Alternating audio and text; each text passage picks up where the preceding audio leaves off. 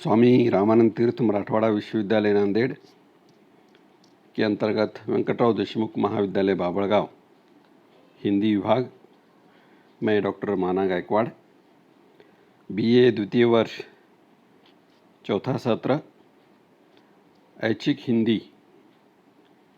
Paper का नाम आधुनिक काव्य, पेपर क्रमांक 7।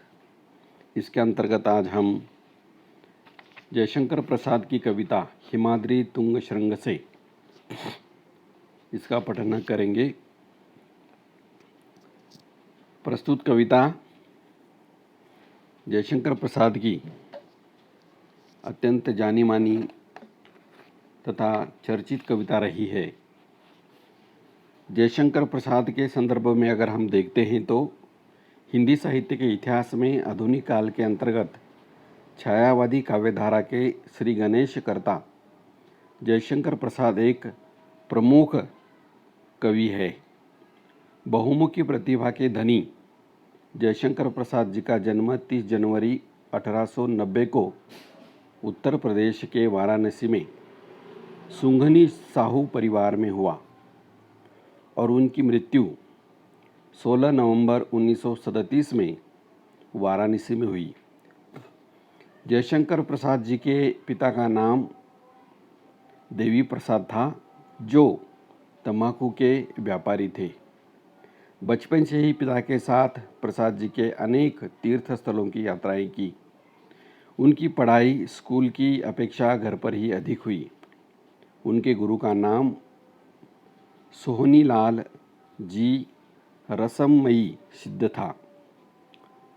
12 वर्ष की आयु में वे पितृहीन हुए तथा 15 वर्ष की आयु में माता की छत्र छाया से वंचित हुए और 17 वर्ष की आयु में बड़े भाई की मृत्यु हुई।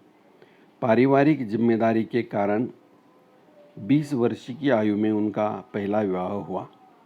उनके जीवन में पारिवारिक विपदाएं हमेशा आती रही। कुछ ही दिनों में पहली पत्नी की मृत्यु होने से दूसरा विवाह करना पड़ा और दूसरी पत्नी की मृत्यु के बाद तीसरी पत्नी से उन्हें रत्नशंकर नामक बेटा हुआ। जयशंकर प्रसाद का मूल नाम झारखंडी था।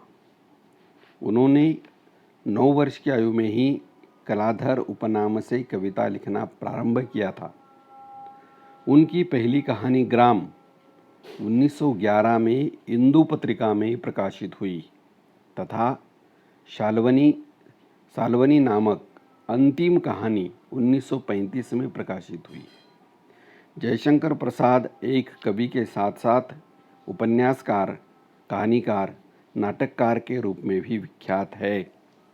मूलतः जयशंकर प्रसाद कवि होने के कारण उनके कथा साहित्य में भी भावनात्मकता दिखाई देती है। प्रसाद जी आरंभिक काल में ब्रज भाषा में कविता लिखा करते थे, किंतु 1913-14 से उन्होंने खड़ी बोली में लिखना आरंभ किया था। 1912 में उनका काव्य झरना प्रकाशित हुआ और छायावादी काव्य की प्रवृत्तियां सबसे पहले इसी रचना में प्रकट हुई है। आगे चलकर राष्ट्रीय आंदोलन के दिनों इनकी आंसू काव्य का प्रकाशन हुआ, जो छायावादी की अत्यंत प्रौढ़ रचना मानी जाती है। जयशंकर प्रसाद की कामायनी रचना अंतिम किंतु सर्वश्रेष्ठ रचना है, जिसे छायावाद का महाकाव्य कहा जाता है।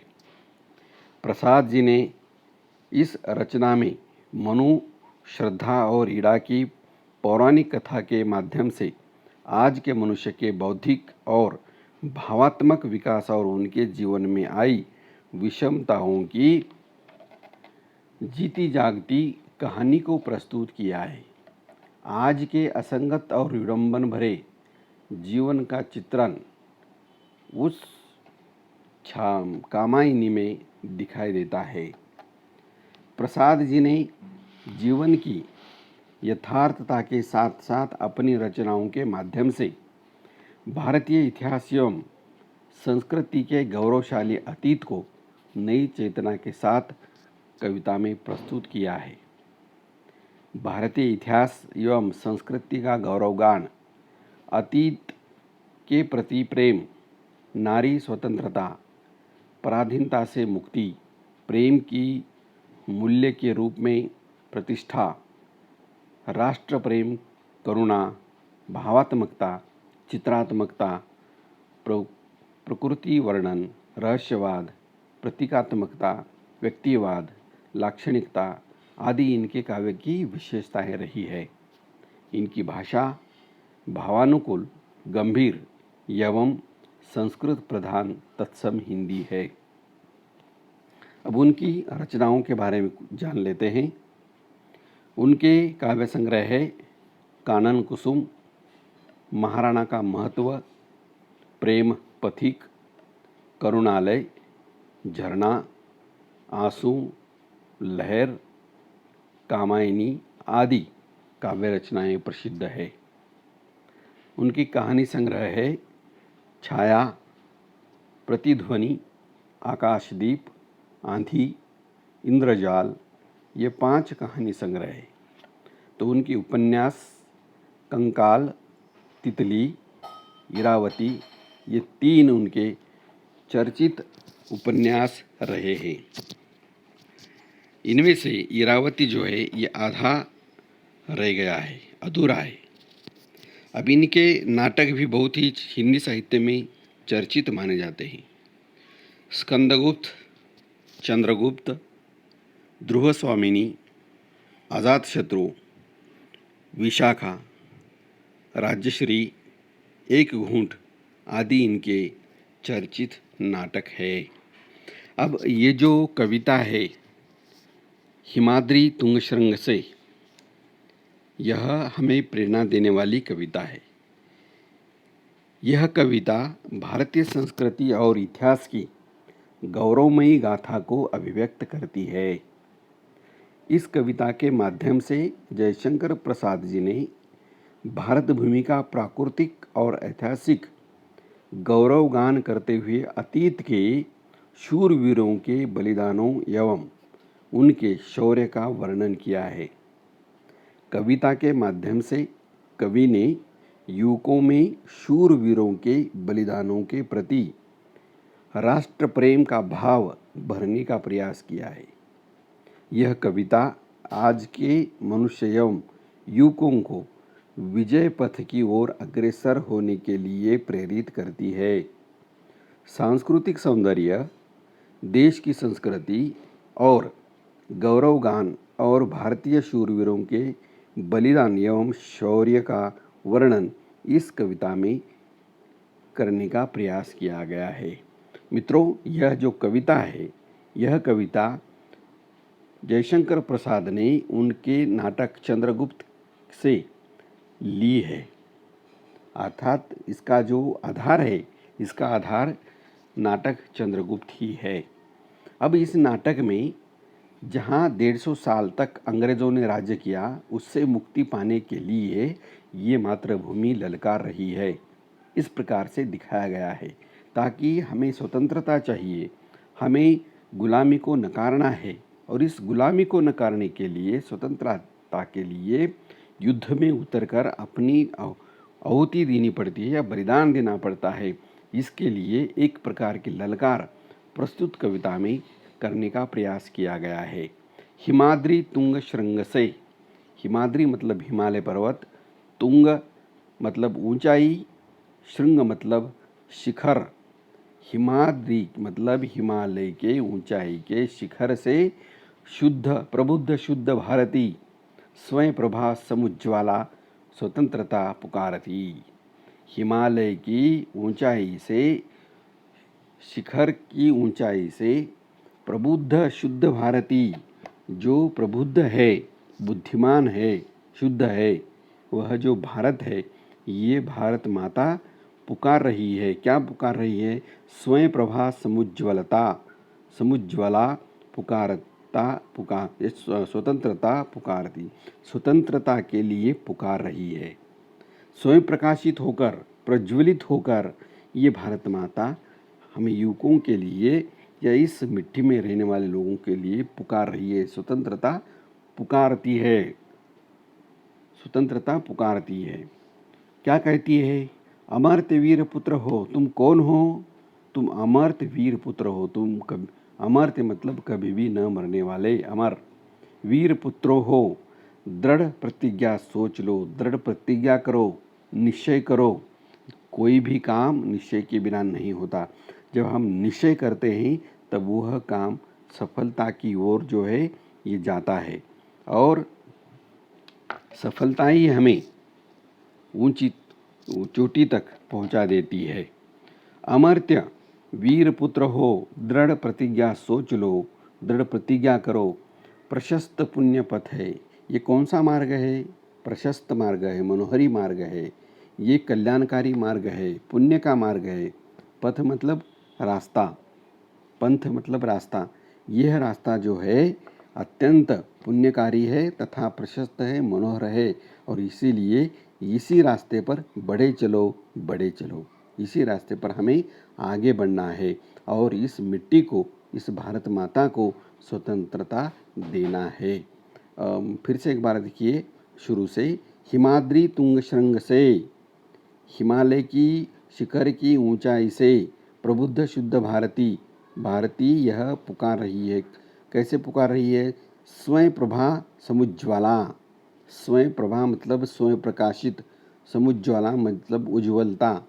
स्वतंत्रता पुकारती है। स्वतंत्रता के लिए भारत माता या सरस्वती पुकार रही है। कैसे? अमर्त्य वीर पुत्र हो। हे भारत माता के वीरो, तुम अमर्त्य वीर पुत्र हो। तुम कभी भी मरने वाले नहीं हो, अमर रहते हो, अमर हो, या अमर के वीर पुत्र हो।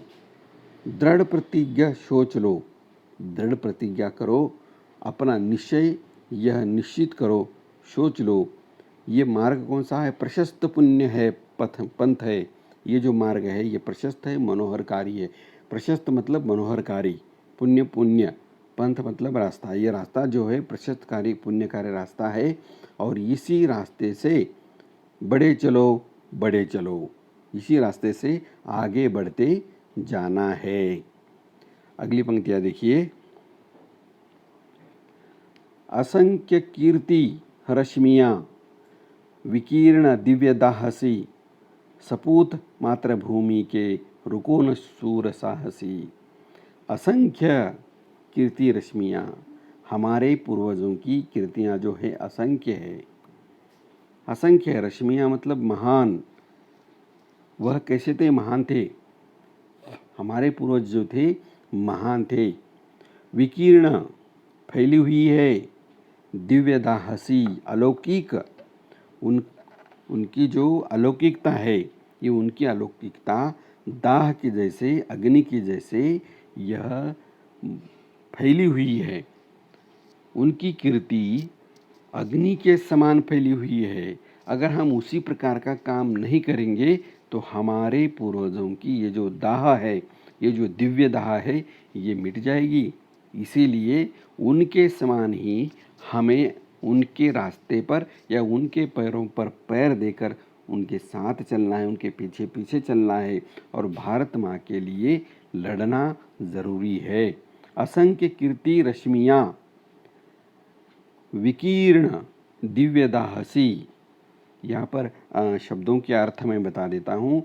असंख्य मतलब अगणित, कीर्ति मतलब प्रसिद्धि, रश्मियाँ मतलब महानता, विकीर्ण दिव्य दाहसी, दिव्य मतलब दिव्यता, उजाला, अलौकिकपना, अलौकिक। दाहसी मतलब जलाना, दाह मतलब आग, दाहसी मतलब जलाना।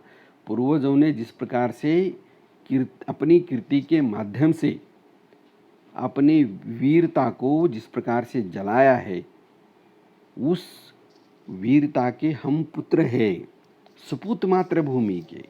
हम उस मातृभूमि के सपूत है। रुको न शूर साहसी, इसीलिए हमें रुकना नहीं चाहिए तथा हमें रुकना यह हमारे वीरता को अच्छा नहीं है, तो ठीक नहीं है। आगे देखिए, अराती सैन्य सिंधु में स्वाणवाग्नि से जलो, प्रवीर हो जयी बनो, बड़े चलो बड़े चलो। अराती का मतलब होता है शत्रु, अराती का मतलब शत्रु। सैन्य सिंधु में, सिंधु मतलब समुद्र। स्वाणवाग्नि, स्वाणवाग्नि मतलब समुद्र में जो आग लगती है वह आग, वह आग। ये आग कैसे होती है? उतना पानी होने के बाद भी ये समुद्र की आग बुझती नहीं है। उसमें एक अलौकिक ताकत है, उसमें एक अलौकिक ताकत है। कवि ने समुद्र के आग का ही क्यों उदाहरण दिया है? क्योंकि सामान्य आग और समुद्र की आग फर्क होता है। सामान्य आग पर पानी डालने के बाद वो बुझ जाती है, परंतु समुद्र में लगी हुई आग को पानी से बुझाया नहीं जाता। स्वाणावाग्नि से जलो, उस प्रकार से हमें जलना है, उस प्रकार से हमें जलना है।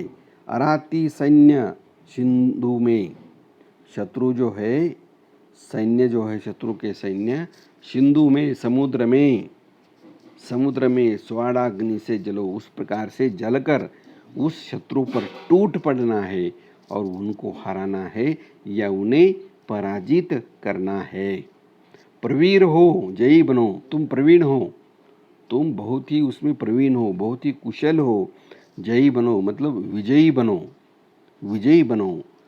बड़े चलो बड़े चलो, तुम विजयी बनो और बड़े चलो बड़े चलो, मतलब तुम आगे बढ़ सकते हैं।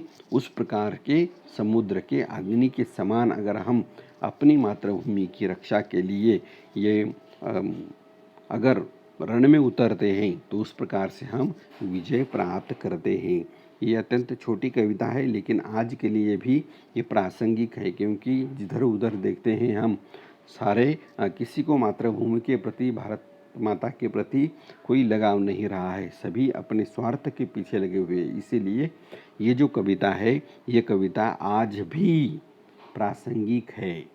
ये यहाँ पर ज़रूर यहाँ उल्लेख होना चाहिए, तथा मैं करना चाहता हूँ कि ये प्रासंगिकता आज भी है। आज भी हम अपनी मातृभूमि पर उतना ही प्रेम करते हैं जितना प्रेम हमारे पूर्वजों ने किया है। इसको बार बार पढ़ना है, और जहाँ कोई आपको दिक्कत आती है तो आप पूछ भी सकते हैं। तो यहाँ पर ये कविता समाप्त होती है। मित्रों, यहाँ पर अभी हम रुकते हैं।